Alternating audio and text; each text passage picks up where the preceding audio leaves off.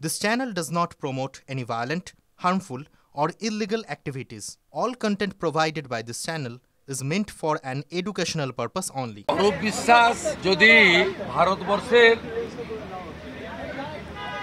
সংবিধানটা না জানেন, সংবিধানে তিনটে তালিকা আছে, একটা হচ্ছে স্টেট লিস্ট, আরেকটা হচ্ছে সেন্ট্রাল লিস্ট, আরেকটা হচ্ছে কনকারেন্ট লিস্ট। কনকারেন্টটা হয়তো বুঝতে পারছে না অরূপ বিশ্বাস, যৌথ তালিকা বলে ওটা। ইলেকট্রিসিটিটা আছে স্টেট লিস্টে, এক্সক্লুসিভলি পাওয়ার ডিপার্টমেন্ট স্টেট গভর্নমেন্টের সাবজেক্ট। এরা কাটমানি খেয়ে স্মার্ট মিটারের বরাদ দিয়েছিল একটা সংস্থাকে, এবং সেটা লাগাতে গেছে, ঝাঁটা জুতো খাচ্ছে, লোক তাড়া করছে। আমি ডে 1 থেকে গত এক মাসে একাধিক প্রেস কনফারেন্স, এক্স হ্যান্ডেল এবং জনসভা, কর্মী সভা, পাবলিক মিটিং নানাভাবে আমি বলেছি যে it's a completely optional. Smart meter লাগাতে দেবেন কি দেবেন না এটা আপ টু কাস্টমার, এটা আপনার ম্যান্ডেটারি নয়। আজকে বুঝেছেন শহরের ভোট তো চলে গেছে 24-এ, 77টা পুরো এলাকায় কর্পোরেশনে বিজেপির লিড, আরও প্রায় 5টাতে থার্ড ফোর্সের লিড, 82টাতে তৃণমূল মাইনাস। একটা শহর নেই যে শহরে টিএমসি লোকসভায় লিড পেয়েছে।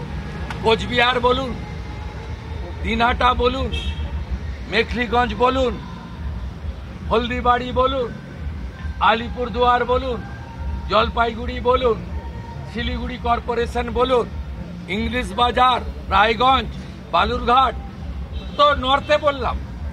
এদিকে আমার হোম ডিস্ট্রিক্টে 5টা মিউনিসিপ্যালিটিতে হেরেছে, এগরা, কাঁথি, হলদিয়া, তমলুক, পাঁশকুড়া। অতএব মমতা ব্যানার্জি বুঝেছে যে স্মার্ট মিটার লাগাতে গেলে হয়তো বাণিজ্য কিছু হবে।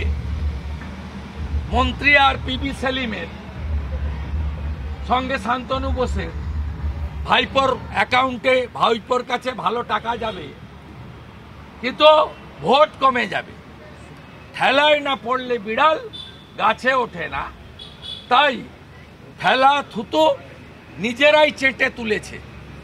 তাই এই বিধানসভাটাকে তো কার্যত পার্টি অফিস বানিয়ে দিয়েছে, যা খুশি বলা যায়।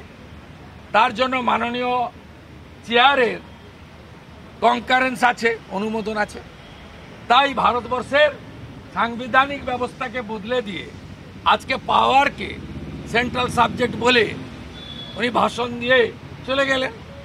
ভাষণের পরে অন্য কেউ উঠে যে প্রতিবাদ করবে, পয়েন্ট অফ অর্ডার তুলবে, সে সুযোগ তো নেই, মাইক বন্ধ হয়ে যায়।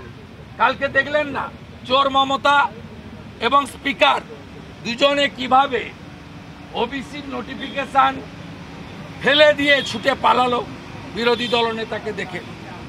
আমার প্রশ্নের উত্তর না দিয়ে, আমাকে বলতে সুযোগ না দিয়ে হাইকোর্টে দেখা হবে। মুসলমানদের ওবিসি বানিয়েছেন, হাইকোর্টে দেখা হবে। আমরা প্রস্তুত।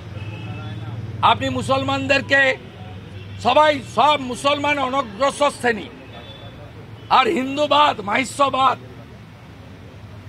সদগোপবাদ, তিলি তেলিবাদ, কামার কুমোরবাদ, ঘোষ গোপবাদ, কুর্মি বি, আপনার তালিকা আমরা দেখে নিয়েছি। 140-এর 105টা মুসলিমকে করে দিয়েছেন, ছেড়ে দেব নাকি আমরা? আপনি সব মুসলমানকে অনগ্রসর বানিয়ে নিয়েছেন। আমার তো মনে হয় মুসলিমদের মধ্যে যারা অনগ্রসর নয়, তারাও মমতা ব্যানার্জির এই তোষণকে সমর্থন করবেন বলে আমার মনে হয় না।